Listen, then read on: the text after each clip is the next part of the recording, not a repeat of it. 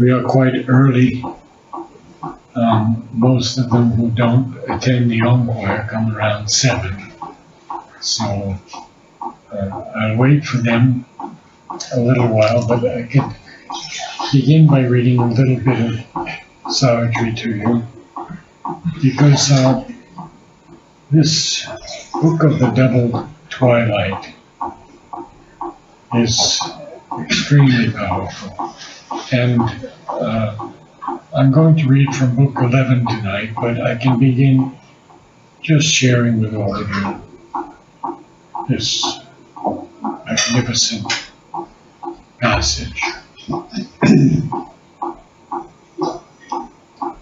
Savitri is speaking to Death, and she says, "O Death, thou look'st on an unfinished world, assailed by thee, and of its road unsure, peopled by imperfect minds and ignorant lives, and sayest God is not, and all is vain.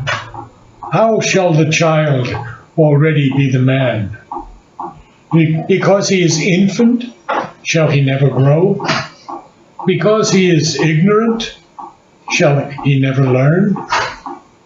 In a small, fragile seed, a great tree lurks. In a tiny gene, a thinking being is shut. A little element in a little sperm, it grows and is a conqueror and a sage.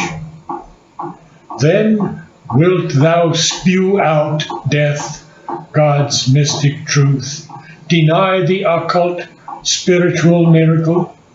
Still wilt thou say there is no spirit, no God? A mute, material nature wakes and sees. She has invented speech, unveiled a will.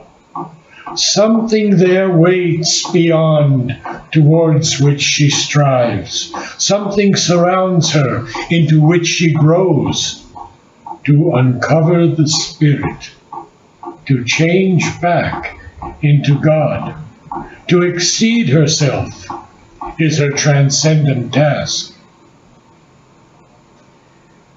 In God concealed, the world began to be. Tardily, it travels towards manifest God. Our imperfection towards perfection toils. The body is the chrysalis of a soul. The infinite holds the finite in its arms. Time travels towards revealed eternity. A miracle structure of the eternal mage, matter its mystery hides from its own eyes. A scripture written out in cryptic signs, an occult document of the all-wonderful art. All here bears witness to his secret might. In all we feel his presence and his power. A blaze of his sovereign glory is the sun. A glory is the gold and glimmering moon. A glory is his dream of purple sky. A march of his greatness are the wheeling stars. His laughter of beauty breaks out in green trees. His moments of beauty triumph in a flower. The blue seas chant, the rivulet's wandering voice are murmurs falling from the Eternal's harp. This world is God, fulfilled in outwardness. His ways challenge our reason and our sense. By blind brute movements of an ignorant force, by means we slight as small, obscure, or base, a greatness founded upon little things. He has built a world in the unknowing void. His forms he has massed from infinitesimal dust. His marvels are built from insignificant things. If mind is crippled, life untaught and crude, if brutal masks are there and evil acts, they are incidents of his vast and varied plot. His great and dangerous dramas needed steps. He makes with these and all his passion play. A play, and yet no play, but the deep scheme of a transcendent wisdom, finding ways to meet her Lord in the shadow and the night. Above her is the vigil of the stars, watched by a solitary infinitude. She embodies in dumb matter the divine, in symbol minds and lives the absolute. A secret air of pure felicity, deep like a sapphire heaven, our spirits breathe. Our hearts and bodies feel its obscure call. Our senses grope for it and touch and lose. If this withdrew, the world would sink in the void. If this were not, nothing could move or live. A hidden bliss is at the root of things. A mute delight regards time's countless works. To house God's joy in things, space gave wide room. To house God's joy in self, our souls were born. This universe an old enchantment guards. Its objects are carved cups of world delight, whose charmed wine is some deep soul's rapture drink. The All-Wonderful has packed heaven with his dreams. He has made blank ancient space his marvel house. He spilled his spirit into matter's signs. His fires of grandeur burn in the great sun. He glides through heaven, shimmering in the moon. He is beauty, caroling in the fields of sound. He chants the stanzas of the odes of wind.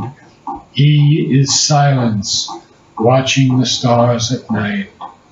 He wakes at dawn and calls from every bough, lies stunned in the stone, and dreams in flower and tree.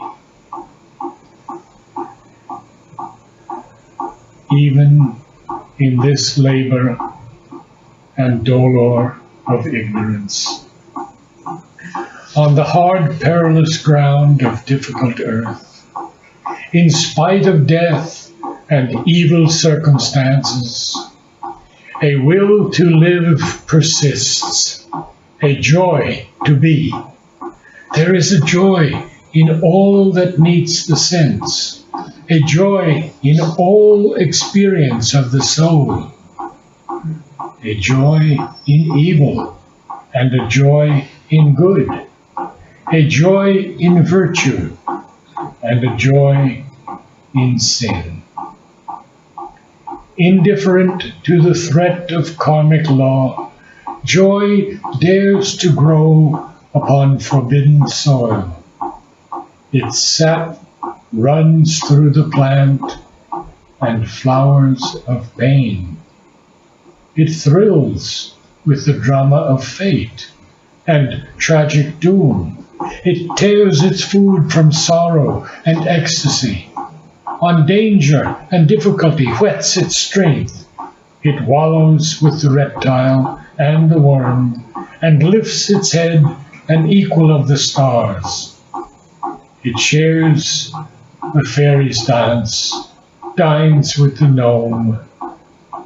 It basks in the light and heat of many suns, the sun of beauty and the sun of power.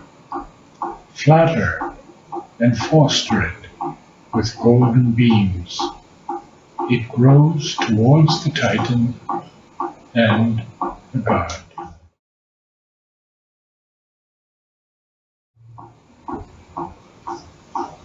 Sri Aurobindo tells us this world was made for bliss. All that we see now, all the disharmony, the ignorance, the intractability of human souls, the conditioning of the masses, all of this is an instant in the divine's power. Not even a second, and it will all go. If we establish Him within our heart, I've told you before, it is not the physical heart. It is in the center of the chest, and it is behind the heart. Sri Aurobindo says to one of his disciples in a birthday wish, a veil behind the heart, a lid over the mind, keep us from the divine. Love and devotion rend the veil, and in the quietude of the mind, the lid thins and vanishes. We do have to learn to still the mind, establishing the peace, and keeping out all these thoughts that keep going through us. We have to quiet them down. Emptying the mind will allow the divine presence to fill us. And it is such a moment for humility and gratitude that nothing approaches it.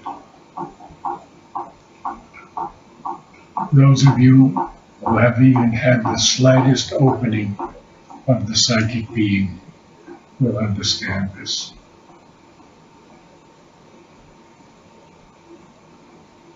I have about 5 minutes to 7 when I'll begin on Book 11. Because Book 11, you see, has almost 1,000 lines.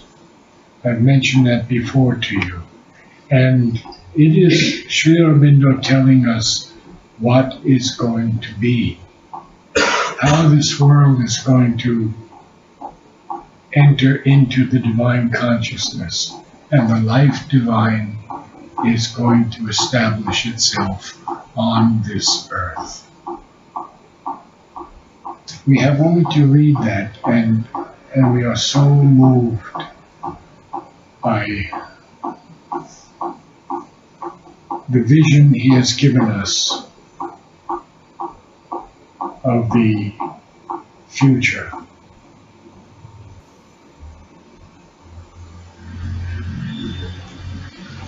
The book of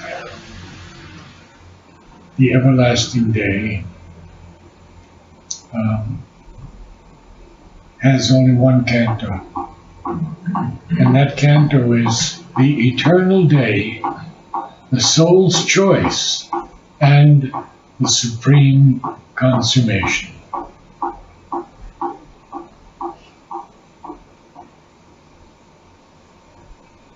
I'm going to move on a little bit so we can understand more of what is happening now and what can be done. Of course, Savitri has already brought Satyavan back from death. And the divine offers her 3 times the choice to enter into his infinity. Each time she refuses him. And I want to get to that section. And Sri Aurobindo quotes the Gita here in one passage that is so beautiful. The divine is now speaking to her. And we hear, "Then like an anthem from the heart's lucent cave, a voice soared up, whose magic sound could turn the poignant weeping of the earth to sobs of rapture, and her cry to spirit song." The divine speaks to her. "O human image of the deathless word, how hast thou seen beyond the topaz walls? The gleaming sisters of the divine gate summoned the genii of their wakeful sleep, and under revelation's arches forced the carved, thought-shrouded doors to swing upon, unlocked the avenues of spiritual sight, and taught the entries of a heavenly estate to thy rapt soul that bore the golden key." And then we're going to see that he offers her the first gift. But Savitri answered to the radiant god, "In vain thou tempt'st with solitary bliss 2 spirits saved out of a suffering world, my soul and his indissolubly linked in the one task for which our lives were born, to raise the world to God in deathless light, to bring God down to the world on earth. We came to change the earthly life to life divine." The voice cries to her again, "Choose, spirit, thy supreme choice not given again. For now from my highest being looks at thee the nameless, formless peace, where all things rest. In a happy, vast, sublime cessation, no, an immense extinction in eternity, a point that disappears in the infinite, felicity of the extinguished flame, last sinking of a wave in a boundless sea, end of the trouble of thy wandering thoughts, close of the journeying of thy pilgrim soul. Accept, O music, weariness of thy notes, O stream, wide breaking of thy channel banks."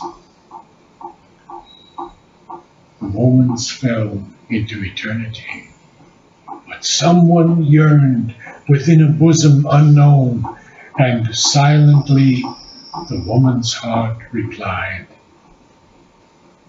"Thy peace, O Lord, a boon within to keep, amid the roar and ruin of wild time, for the magnificent soul of man on earth. Thy calm, O Lord, that bears thy hands of joy, limitless like ocean, round the lonely isle." A second time the eternal cry arose. Wide open are the ineffable gates in front. My spirit leans down to break the knot of earth, amorous of oneness without thought or sign. to cast down will, wall, and fence, to strip heaven bare, see with the large eye of infinity. And then this marvelous line, unweave the stars and into silence pass. Savitri now hears something. She heard a million creatures cry to her. Through the tremendous stillness of her thoughts, immeasurably the woman's nature spoke. Thy oneness, Lord, in many approaching hearts, my sweet infinity of thy numberless souls. Mightily retreating like a sea in ebb, a third time swelled the great admonishing call. I spread abroad the refuge of my wings. Out of its incommunicable deeps, my power looks forth of mightiest splendor, stilled into its majesty of sleep, withdrawn above the dreadful whirlings of the world.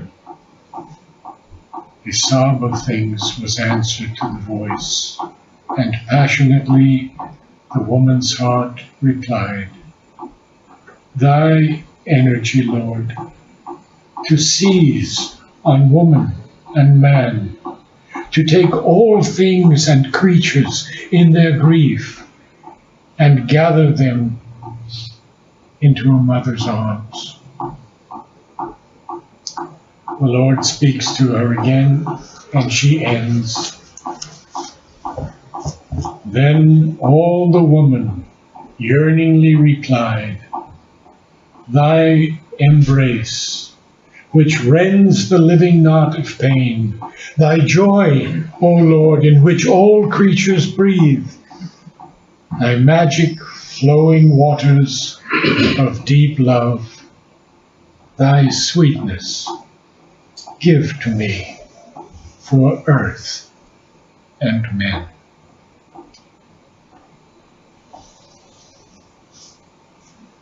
I promised you a few things last week of my experiences with Mother and some other experiences which I will share with you tonight, just a few.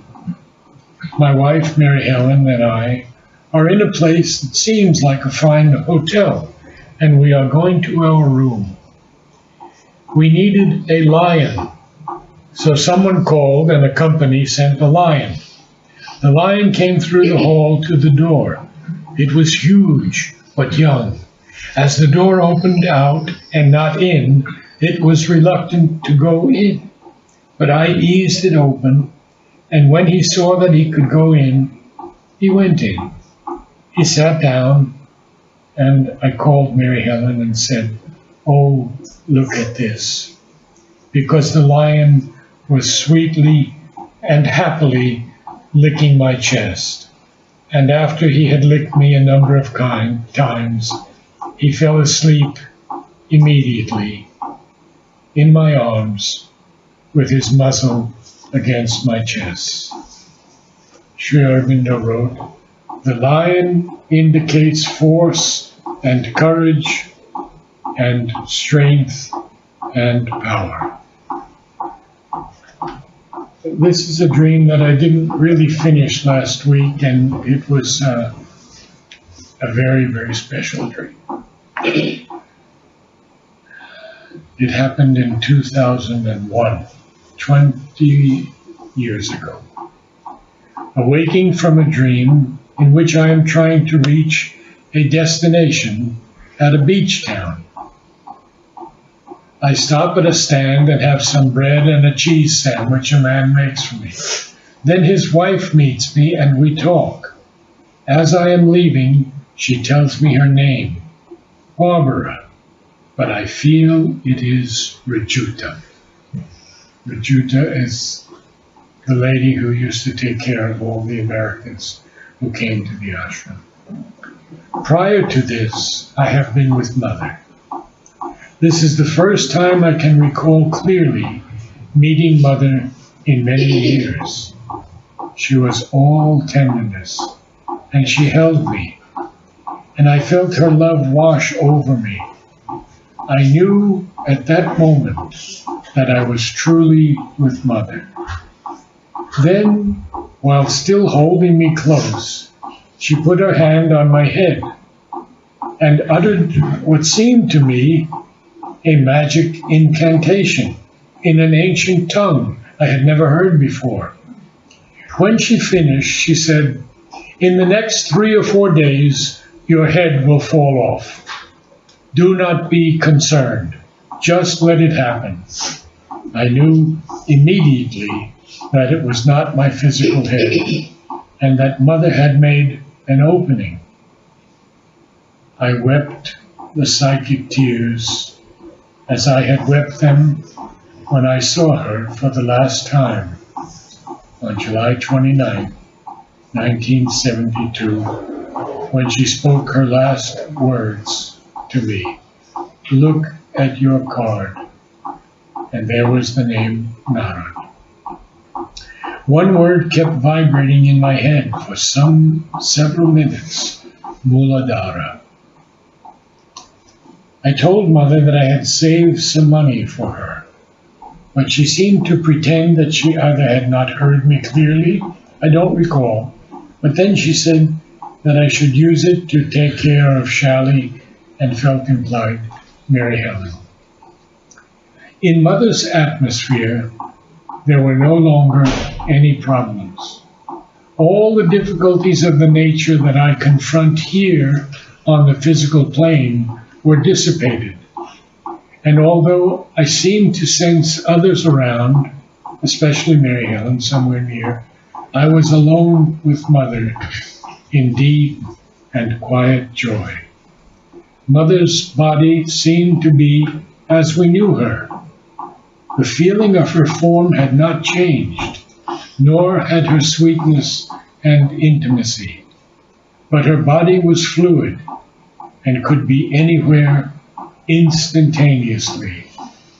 And I remember now very, very clearly that I saw her supramental body. And it was golden, yes. There were no organs in this body. She needed no food. And it was full of light, absolutely full of light, weightless, and so beautiful.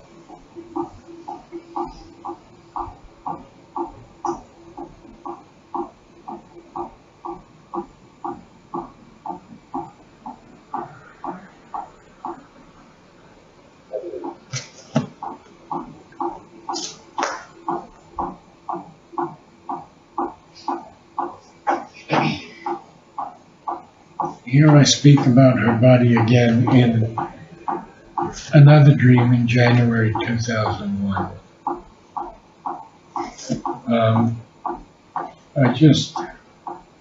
That's the same one, sorry.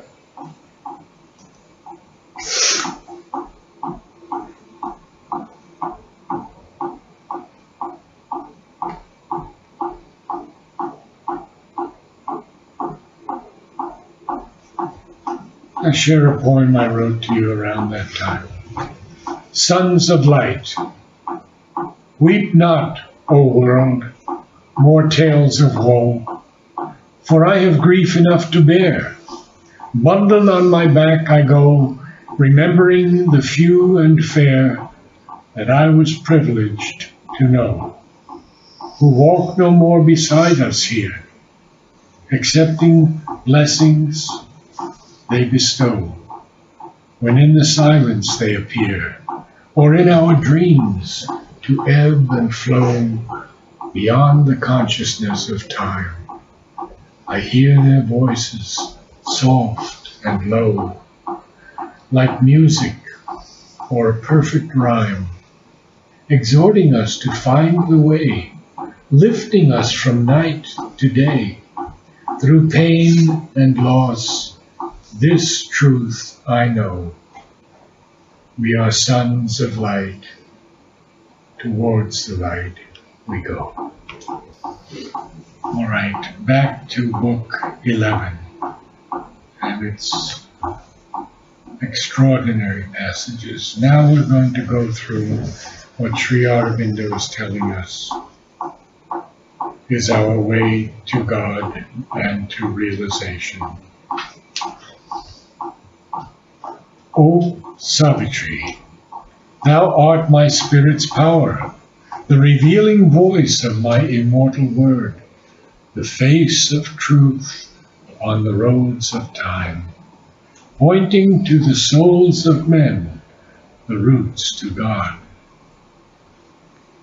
While the dim light from the veiled spirit's peak falls upon matters stark in conscious sleep, as if a pale moonbeam on a dense glade, and mind in a half-light moves amid half-truths, and the human heart knows only human love, and life is a stumbling and imperfect force, and the body counts out its precarious days.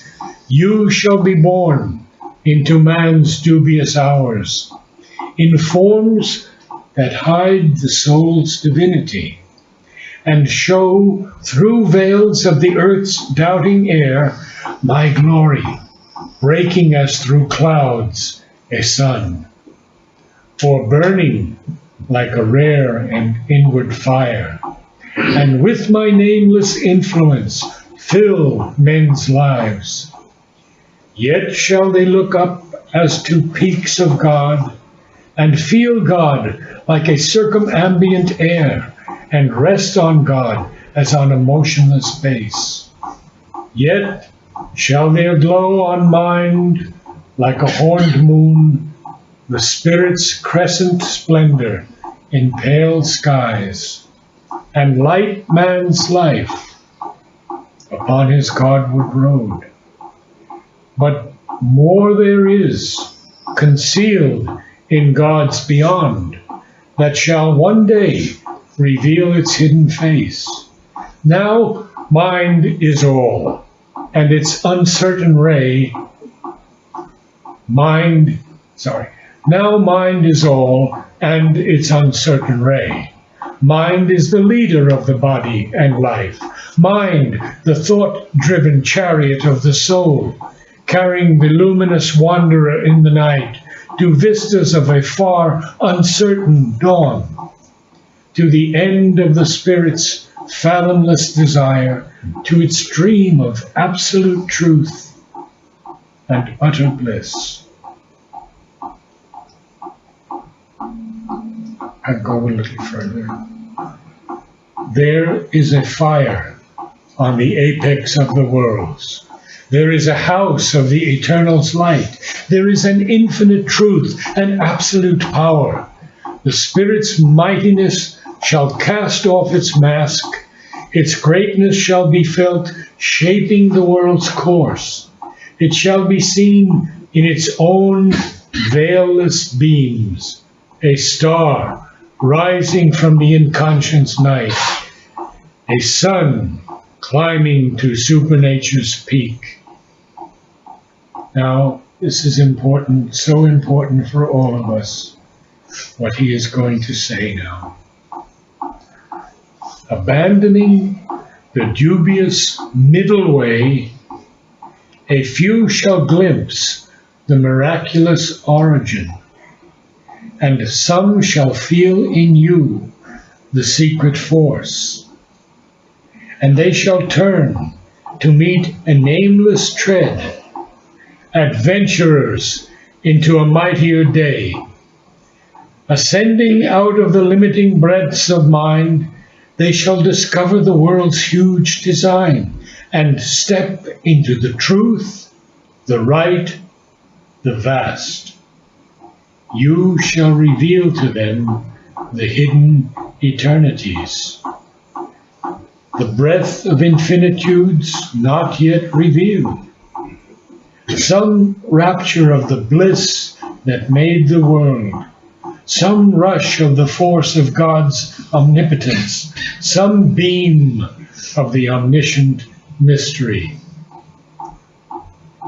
But when the hour of the divine draws near, the mighty mother shall take birth in time, and God be born into the human clay, in forms made ready by your human lives. Then shall the truth supreme be given to men.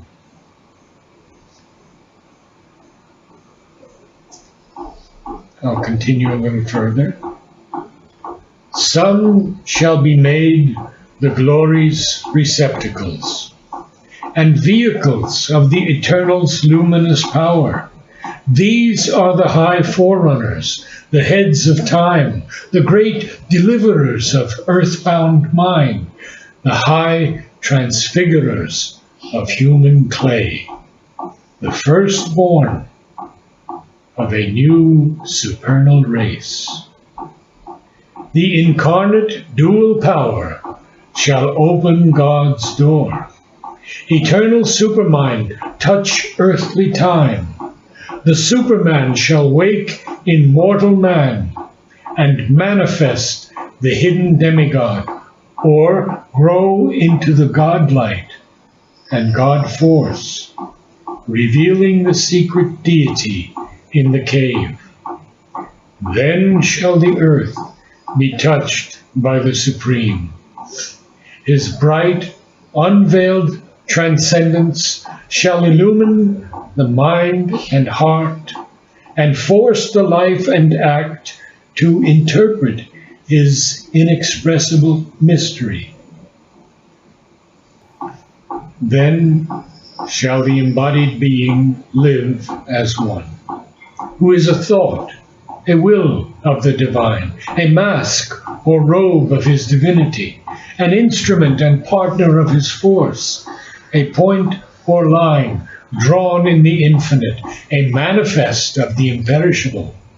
The supermind shall be his nature's fount.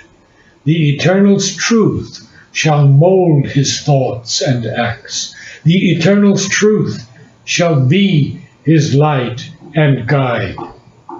All then shall change. A magic order come, overtopping this mechanical universe. A mightier race shall inhabit the mortal's world. On nature's luminous tops, on the spirit's ground, the Superman shall reign as king of life, make earth almost the mate and peer of heaven, and lead towards God and truth man's ignorant heart, and lift towards Godhead his mortality.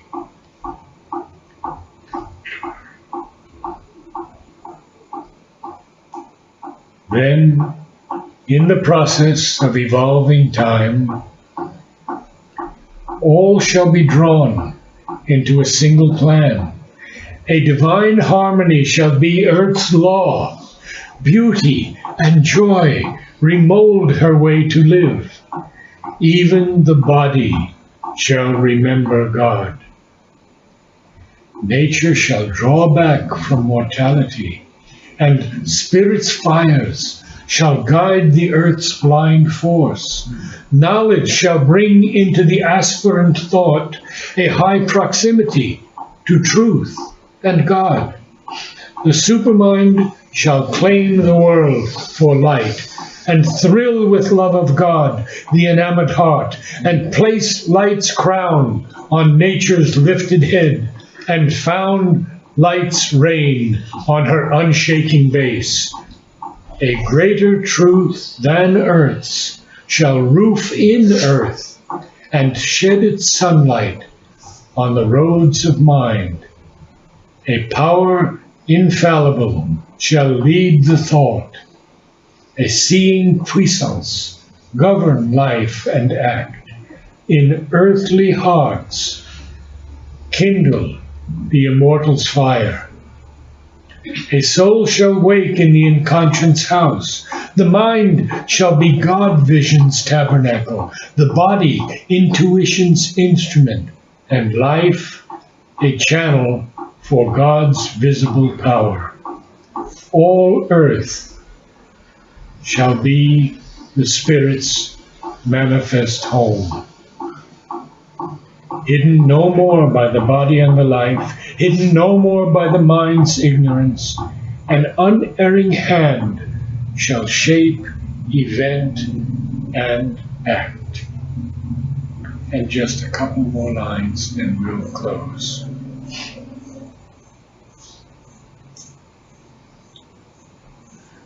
Even there shall come, as a high crown of all, the end of death, the death of ignorance. But first, high truth must set her feet on earth, and man aspire to the eternal's light, and all his members feel the Spirit's touch, and all his life obey an inner force. This too shall be, for a new life shall come, a body of the superconscious truth, a native field of supernature's mights. It shall make earth's nascent ground truth's colony. Make even the ignorance a transparent robe, through which shall shine the brilliant limbs of truth. And truth shall be a sun on nature's head, and truth shall be the guide of nature's steps, and truth shall gaze out of her nether deeps. When Superman is born as nature's king, his presence shall transfigure matter's world. He shall light up truth's fire in nature's night. He shall lay upon the earth truth's greater law. Man, too, shall turn towards the Spirit's call.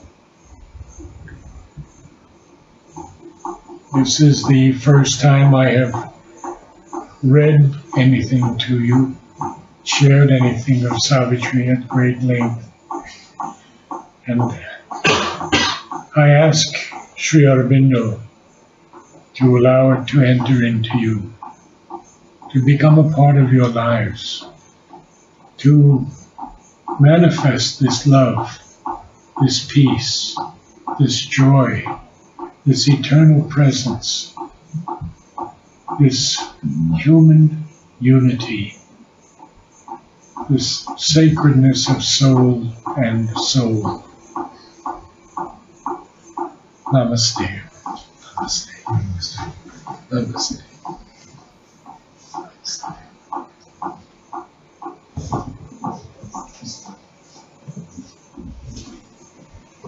Any questions? When did you see Mother's golden body? And how did you see, what were the circumstances?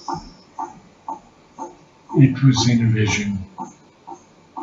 And I can't say exactly when. It was probably 1981. About 1981, I think. I don't remember for sure. Because she's always present within us now. And we have only to open a little bit and she is there. Just a little bit. And her love will touch you. And it will guide you. She will guide you. She will guide every step. Sri Aurobindo tells us this in Savitri. Mother uses simpler words, I would say. She says no words, acts. Powerful statement. We're always talking, we're always meeting, we're always arguing, we're always discussing, we're always at odds with each other. But if there are only acts of love acts of goodness, acts of wholeness. This is the least we can do.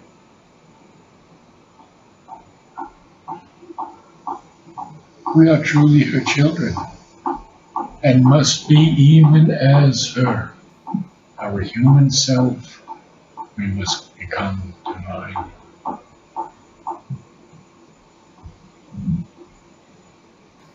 These moments, as he says in Savitri, when the inner lamps are lit and the life's cherished guests are left outside, we see that our soul opens to something else and a greater power comes down. And he is so sweet when he says, even when we fail to look within or lie embedded in earthly consciousness, still have we parts that grow towards the light.